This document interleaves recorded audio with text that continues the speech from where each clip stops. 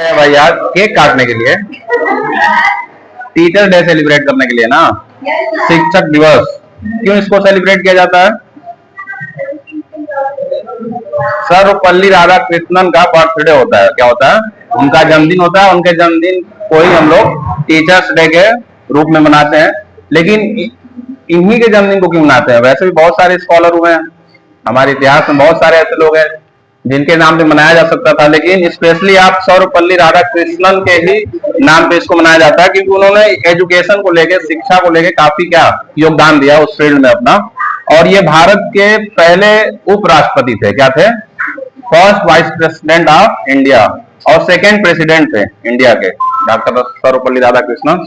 और इनको भारत रत्न दिया गया था 1954 में। 1954 में इनको भारत रत्न से नवाजा गया था।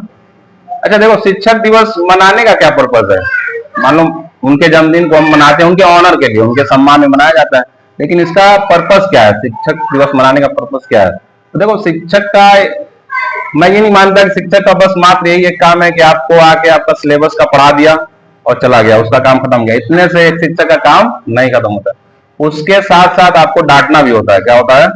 डांटना है। अगर आप कुछ गलत काम कर रहे हो तो आपको सही रास्ते पे लेके आना है, इसलिए आपको डांट पड़ती रहती है बीच बीच में। और नहीं तो अगर मान लो ये बस ऐसा प्रोफेशन होता, बाकी प्रोफेशन की तरफ, किसी दुकान पे आप गए, आपको 100 रुपए का सामान लेना है, 100 रुपए का सामान लिए चले आए, उसके बाद तो वहां पे कोई काम नहीं है।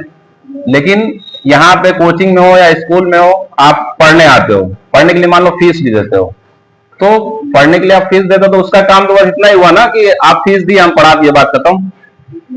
लेकिन हम लोग क्या करते हैं, देखो आपको हर तरह से देखते हैं। अगर मान लीजिए कि आप स्कूल के बाहर भी, हमारा बच्चा कोई मिलता है और कुछ ऐसी एक्टिविटी में है या स्कूल के बाहर कहीं लड़ाई झगड़ा कर रहा है, किसी को गाली गलौज कर रहा है, तो भी वहां भी हम लोग समझाते हैं और वहां भी उसको गाइड करते हैं क्या सही है क्या गलत है। तो ये सब एक शिक्षक का काम है। केवल पढ़ाना शिक्षक का काम नहीं होता है, आपको गाइड करना है, आपका कैरियर काउंसलिंग भी करना है। जैसे आपको कई बार आप लोग कंफ्यूज होते हो कि आपको 11th में क्या पढ़ना है, या 11th में जाएंगे तो क्या स्ट्रीम लेंगे, क्या मेरे लिए सही रहेगा, तो वो एक शिक्षक ही अच्छे से बता सकता है, क्योंकि वो आपको पढ़ाया है तो आप उसको बेटर पता है। आपको भी अपने बारे में पता होता है, लेकिन उसको भी पता है कि आप किस स्ट्रीम में अच्छा करोगे। अब मान लो किसी का मैथ अच्छा नहीं है, बायो में अच्छा है वो, और उसको कोई गाइड नहीं किया और वो मैथ ले लिया, तो उसके लिए तो वो सही नहीं है ना। अब किसी के लिए गाइडेंस के लिए जाएगा जब अपने टीचर के पास, जो टीचर उसको पढ़ाया हो, तो वो सही गाइड करेगा कि देखो तुम्हारा बायोलॉजी अच्छा है, तो जिस फील्ड में जो अच्छा है उसी फील्ड में वो बहुत अच्छा कर सकता है। और सब लोग हर फील्ड में अच्छे नहीं होते हैं। किसी का बायो बहुत अच्छा होगा तो जरूरी नहीं कि उसका मैथ भी स्ट्रांग हो, मतलब कोई परफेक्ट थोड़ी ना है। किसी का कुछ फेवरेट सब्जेक्ट होता है, किसी को कोई सब्जेक्ट अच्छा नहीं लगता है, तो आपका चॉइस भी उस हिसाब से होना चाहिए। जब भी आगे भी, अभी 10th वाले जब भी अपना तुम चॉइस करोगे 11th में जाके आपको क्या पढ़ना है आगे, तो तुम अपने हिसाब से ही सोचोगे, घर वालों को प्रेशर में नहीं, दोस्तों को प्रेशर में नहीं। कई लोग दोस्ती में ले लेते हैं कि मेरा दोस्त है तो ये मैथ ले रहा है तो हम भी मैथ ले लेंगे, तो दोस्त तो जिंदगी भर आपके साथ थोड़ी रहेगा। पढ़ाई लिखाई तो अपने ही से करनी है। बहुत लोग आर्ट्स वाले सब्जेक्ट में बहुत इंटरेस्ट होता है, जैसे आर्ट्स वाले सब्जेक्ट जो होते हैं, इतिहास, भूगोल, अगर जिसका इंटरेस्ट है, मैं तो कहता हूँ उसको पढ़ो, वो भी बहुत अच्छी चीज है। मतलब हर फील्ड पढ़ाई का अच्छा है, ऐसा नहीं है, लेकिन उसमें आपको इंटरेस्ट होना चाहिए। वो चीज आपको अच्छी लगेगी तो और अच्छा करोगे। कोई भी फील्ड हो, जर्नी की साइंस पढ़ के ही लोग, आर्ट्स वाले कितने सारे आईएएस बनते हैं। ज्यादातर आईएएस को जो आर्ट्स से पढ़ते हैं, देखो बनते हैं, आईएएस बनते हैं, क्योंकि उनका उसमें इंटरेस्ट है, उसी को लेके आगे बढ़े। तो किसी के दबाव में कभी अपना कैरियर का चॉइस आपको नहीं करना है। कई बार घर वाले कहते नहीं मैथ ही पढ़ो, बहुत घर के दबाव में बहुत लोग क्या करते, साइंस स्ट्रीम ले लिए या साइंस में मैथ ले लिए। तो आपको खुद सबसे बेटर आपको अपने बारे में पता होगा कि हम किस चीज में अच्छे हैं। तो आप जिस चीज में अच्छे हो, जो सब्जेक्ट आपको अच्छा लगता है, आपको अपने कैरियर के लिए वही चॉइस आपके लिए बेस्ट होगा। बाकी जो कंफ्यूजन होगा वो आपके जो टीचर्स होंगे, जो आपको पढ़ाए होंगे, वो आपको अच्छे से जानते हैं कि आप किस सब्जेक्ट में सही में बेटर में कर सकते हो, या फिर कौन सी फील्ड अच्छी है। ठीक है ना?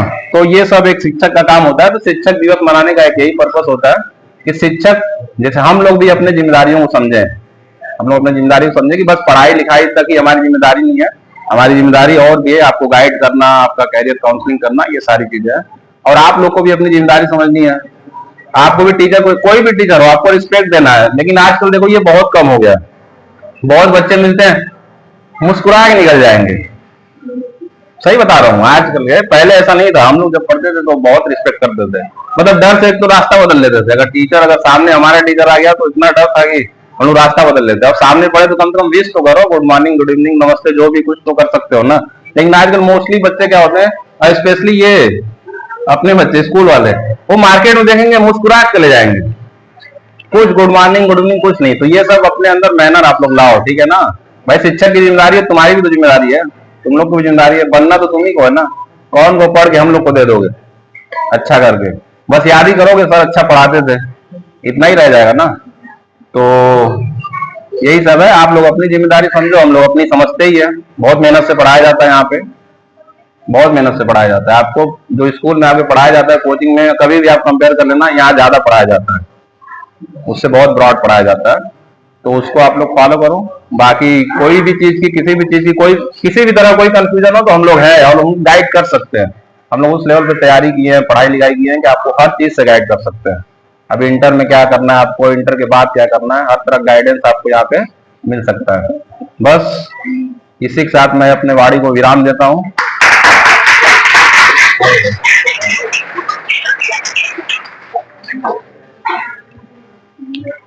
जैसा कि सर ने आप लोग को बताया, सभी लोग